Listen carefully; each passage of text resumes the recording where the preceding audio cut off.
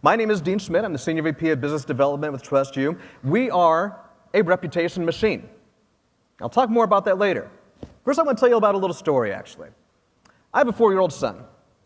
It's about 4 years ago, my wife was pregnant. I came home from work one day, and she says to me, "Honey, I would really like to have some soup for dinner tonight."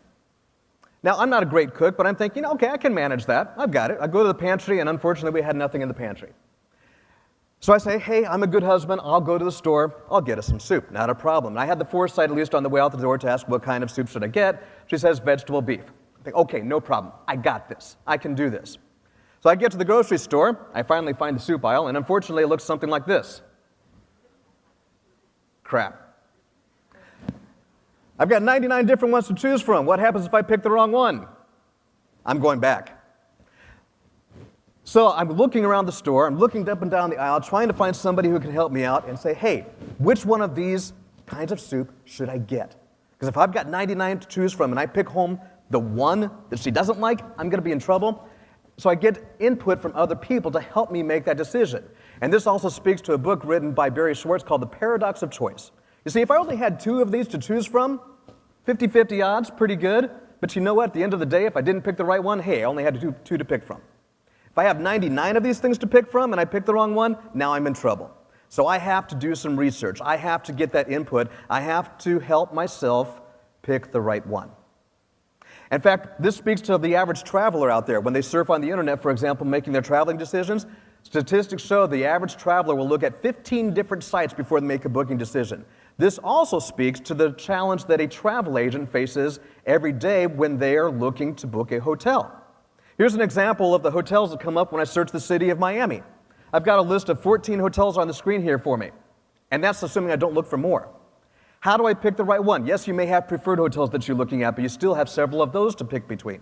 So we look for different things like amenities. We have amenity codes that we can pick from, making sure it has a restaurant or it has a pool and different things like that. But that still maybe doesn't narrow it down for us to make sure we have something that we know will be a good product. So we rely upon the star ratings.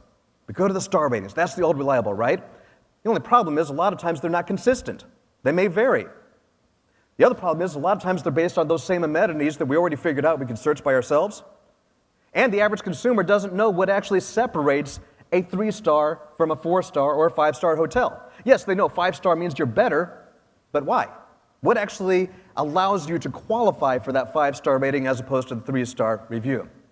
So in fact, it presents another problem too, because we can miss out on good properties. Here's a perfect example. If I searched for a 4 or 5-star hotel in the French Quarter in New Orleans, I would have overlooked this property because it was a 3-star rated property. And yet, this is actually the #1 rated hotel in TripAdvisor popularity. #1 out of 150 hotels according to their guests. In fact, according to 625 reviewers who gave it a 4.5-star rating. This is a good hotel. Now, maybe it doesn't have a restaurant, maybe it doesn't have a pool, maybe it doesn't have 24-hour room service, whatever the case may be. But again, those are things I can already search for. What I really want to know is that it's a good hotel, that the people who stayed there had a good experience, because I don't like my clients to end up in a place like this. That's where we come in.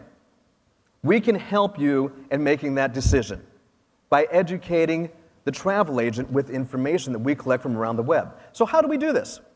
Okay, well, it's really simple. First thing you have to do is go out and collect user-generated content for about 400,000 hotels across 250 different sources, including APIs with different ones like Holiday Check, TripAdvisor. You have to get a license with them, and pull all that information in there together. And it's going to be different from different regions and different countries. Then you have to go through and process all that information through the reputation machine, which means you have to apply a semantic and sentiment layer towards the data, so now you can understand it and look at the trends and look at the analysis, and then you have to present that away and generate results that the end user can understand. I have to be able to show you something. What does it mean for this hotel?